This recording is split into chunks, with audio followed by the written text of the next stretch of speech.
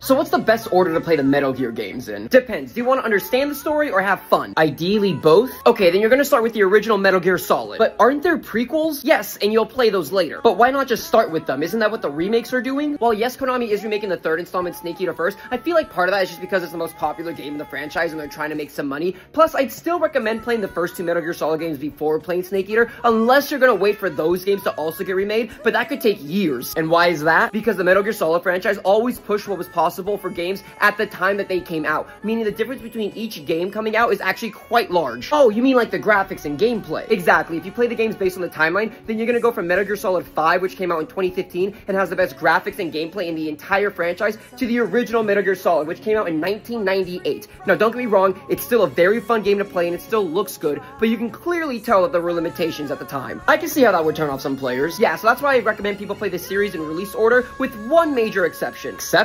You can play Metal Gear Solid 5, The Phantom Pain, before playing Metal Gear Solid 4, Guns of the Patriots. And why do you say that? Two reasons. The first is that Metal Gear Solid 4 is actually the final game in the timeline, so when you actually finish the series with that, you're getting the true conclusion, and nothing in Metal Gear Solid 5 actually spoils anything in Metal Gear Solid 4. Okay, so when I actually finish the series, I'll get the actual ending. That makes sense. But what's the other reason? Legally, you probably can't play Metal Gear Solid 4. What? Yeah, it was only ever made for the PS3 with no remakes, and although it'll probably be included in the second volume of the Legacy Collection, we don't know when that's coming out either. Can't I just watch everything online? Oh yeah, I mean, it's basically a movie anyways. Why? Does it have long cutscenes? It has the world record for the longest cutscene in any video game. What the fuck?